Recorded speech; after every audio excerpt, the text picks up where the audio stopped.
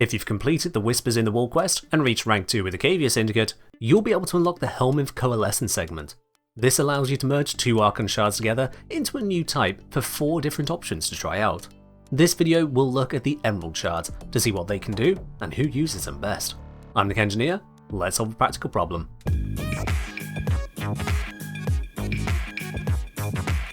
Did you know you can catch more from me live over on twitch.tv/thekengineer? Not only that, if you're watching this video in the first couple days, then you can join in the Gauss Prime Access giveaway happening on Sunday, January 28th. Tune in, grab a ticket, and be in it with a chance to win it. For now, let's get back to the Archon shards. The fusion of shards is permanent, with an Azure and Amber shard coming together to give you 1 Emerald shard. If you combine 2 Tau Forges, you'll instead get a Tau Forged Emerald shard with 50% stronger effect. It is not possible to combine 1 normal and 1 Tau Forged shard. The Emerald shard has 4 options to pick from, themed around toxin and corrosive effects. The first option grants plus 30% damage to toxin status effects. This is a direct multiplier, independent of buffs to faction damage, ability strength, or pure damage. Bear in mind, this is solely focused on status damage, not on direct toxin damage. Toxin attacks that do not proc a status effect will see no benefit at all. In terms of application, it's relatively limited. Sure, you can apply toxin to any weapon and use the shard that way, though you can get plenty of value from just dealing damage outright. Allow me to break it down a bit. Let's say you have a weapon with 100% status chance, but no innate toxin. You apply toxin to it, perhaps mod Primed Fever Strike for plus 165% toxin. Your toxin now accounts for 62.3% of your status effects, and those toxin status effects deal 31.1% of your direct hit damage every second, starting a second after you hit the enemy. A 30% increase to that is effectively dealing an extra 9.3% of your direct hit damage per second. Ideally, the most effective enemy to use this shard against would be a highly shielded enemy to use the Toxin Shield bypass feature. That enemy should also be healthy enough to not be slain by the direct toxin damage, but not so healthy that you reconsider toxin as your approach in general. That's a relatively narrow classification. This would be best combined with a weapon or ability that focuses pretty much entirely on toxin with consistent status effects. In terms of abilities, that narrows it down to a Toxin Chroma, Grendel and Lavos, with special mention to Sarin. Chroma's ability damage output is mild, to put it nicely, and Sarin's toxin output is secondary to ordinary weapons fire, which defeats the point. Lavos can put out toxin damage, most notably when used on his 4th ability Catalyze for a high damage ring. With half the damage being heat and heat procs, each Emerald shard would be increasing the proc damage by 7.5% of the direct hit damage. Grendel stands apart, however, thanks to his Regurgitate ability. This not only deals pure toxin with a guaranteed status effect, it also acts in an AoE, provides a strong armor strip in the process, and scales its damage with the enemy hit points, far more than with strength. Outside of something like Roar, it's hard to directly enhance this ability's damage output in a meaningful way. This means Grendel gets the best bonus out of the shard, a full 15% of the direct hit before faction buffs, and can use it on enemies classically resistant to toxin by removing their armor in the process. For most other uses, I would suggest you consider how other options could be more impactful than a single element gaining a comparatively small actual damage buff. In general, Archon shards are better at enabling things you can't otherwise do, like replacing mods or reaching breakpoints. The next feature on Emerald shards offers plus 2 health restored whenever an enemy is hurt by a toxin proc you dealt. This one is almost self-explanatory, but it does have some quirks to it. Firstly, it is limited per target. While you can overload one enemy with dozens of toxin effects, the effects begin to merge together as far as the game is concerned. I ran a test with 40 toxin procs active on an enemy, so you'd expect 40 ticks, thus 80 hit points recovered in a second. Instead, I only gained 20 hit points. 3/4 of the effects didn't convert into healing. Over the total lifespan of those 40 status effects, I recovered just 170 health. However, this limit is only per target. When the toxin procs were distributed across a larger number of enemies, a comparatively larger amount of healing flooded in, at one point healing 224 hit points in a single second. If you can apply a lot of toxin effects to a large group of enemies, this can be a lot of healing. This leads us on to the second issue. The toxin procs actually need time to do damage. If you're using a toxin weapon to kill the enemies, anything with a time to kill under 1 second will mean no toxin procs ever actually harm the target. That's no healing for you. You could instead paint a group of enemies with your weapon but not actually kill them, allowing you to heal but also allowing them to still shoot you. Or you can rely on using a status primer to apply a lot of low damage toxin, then killing the enemies with a different weapon. This way you'd heal from the primer toxin procs, but this comes at the cost of not priming viral and corrosive. Much like the first toxin option then, this becomes strangely niche. While the effect does mean a health tank setup can be achieved through a strange kind of lifesteal, you're functionally required to use a toxin primer across many enemies to use it. Considering how valuable both viral and corrosive are as primer elements, that's a surprisingly big ask. Further to this, most forms of health tanking already come with the means to heal themselves. Grendel's got his Nourish, Lavos has got Ophidian Bite, Nidus has Ravenous, and so on. Let's be a little ridiculous for a moment and ask, will this let Banshee health tank? You know, perhaps the most fragile frame in the game due to a combination of no invisibility, no resistance abilities, and low defensive stats. Can she be made to health tank with this as her only source of healing? The answer is yes. With a ridiculous amount of armor, from Azure Archon Shards to Arcane Guardian to the new melee Fortification Arcane, she's actually surviving and thriving in this Steel Path survival mission using only toxin procs on a single Emerald Shard to stay alive. It's hard to intuitively see how much armor she has here, so let's put a helpful live indicator on screen for you. Now, I'm not saying this is the best way to play Banshee, merely showing that the healing provided by the Emerald Shard, in combination with actively building to deliver and use those toxin procs, can be enough to survive. Also, yes, I tested this with Gunplay too, for those not running melee fortification. On a more conventionally armoured warframe, you can achieve this entirely with just the Shard and Epitaph, or your preference of wide status application. But again, such frames usually have healing covered already, so it's still niche. This brings us on to the third option, granting plus 10% ability damage on enemies affected by the corrosive status effect. You don't need the ability itself to deliver corrosive procs, or deal corrosive damage at all, but simply damage an enemy which has corrosive on it at that time. This bonus is multiplicative to everything else, so it's a direct 10% damage boost per shard, up to 50% with 5 shards, or 75% with Talforge. However, it is just a damage increase.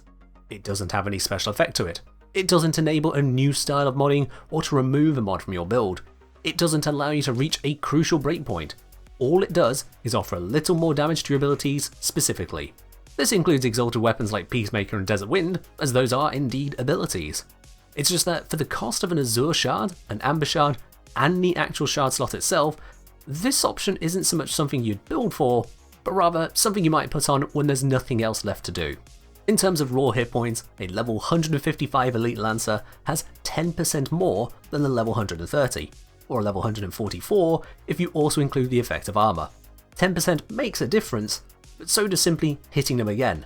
That's 100% more damage. Often there'll be a better place to put this shard, or a better shard to fill the slot. So finally, we come to the fourth option. This is the one that made a lot of people very excited. It increases the maximum number of corrosive effects you can apply to an enemy by 2. Let's quickly recap corrosive status effects. The first corrosive status removes 26% of a target's armor, unless you're Hydroid. For each additional proc thereafter, you remove a further 6% armor. At the default cap of 10 stacks, that is 80% armor removed. While 80% armor removal is great, that 20% of armor will still do a lot of work on most enemies. At the start of the Steel Path, an otherwise basic Grineer Trooper of level 101 will have 5,118 armor, granting about 94.5% damage resistance. Reducing that armor by 80%, they would still have 1,024 armor remaining, or 77% damage resistance. With a single Emerald Shard applied, the cap increases to 12 procs. Armor then is reduced by 92%, bringing our trooper to just 409 armor, or just 58% damage resistance. With a Talforged Emerald Shard applied, the cap increases instead to 13 procs, for a total armor reduction of 98%. Once more, the trooper suffers down to just 102 armor, a 25% damage resistance. In order to reach full strip with corrosive procs alone though, you'd need a second shard. 2 normal shards will reach that ultimate breakpoint of complete armor removal on normal enemies just through status effects. No armor, no damage resistance, effectively wet tissue paper to properly modded weaponry. While I've used the level 101 trooper as the example here, the far more significant effect is on heavy units in higher levels. If we were instead looking at a level 200 Bombard, that has a Steel Path armor value of 27,442, or a damage resistance of 98.9%. 10 corrosive procs would make that 5,488 armor, 12 would make it 2,195 armor, 13 would still be 549 armor, specifically alloy armor, so corrosive doesn't get a damage bonus against it. At 64.7% damage reduction remaining, the 14th and final proc would nearly triple the effective damage against the Bombard. The only reason you wouldn't want that is if you were dealing nearly pure radiation damage for its bonus. So with the effect in mind, applying a single basic shard for max 12 corrosive status effects would soften up highly armored enemies where you can apply the full effects, and a Tau Forge would reduce all but the strongest targets down to mush. However, a second shard would ensure that no matter the armor type nor level of the unit you face, 14 procs would completely disintegrate any resistance they have to your attacks. That's a trade-off for you to choose between based on what you're willing to accept as a cost. With your shards equipped, you then need to choose what will apply those full corrosive effects. If you were thinking Sarin, she might let you down if not played right. Sarin's main corrosive proc source is her Spores ability, applying corrosive damage every second per spore on an enemy. Unlike many damaging abilities, hers has a variable status chance, starting at 50% and modified by her strength. She does also grant a 25% duration to her status effects, making corrosive procs last 10 seconds rather than 8. This means with a single spore on an enemy and 100% strength, you'll typically get them to 5 corrosive procs before the old ones run out as fast as new ones appear.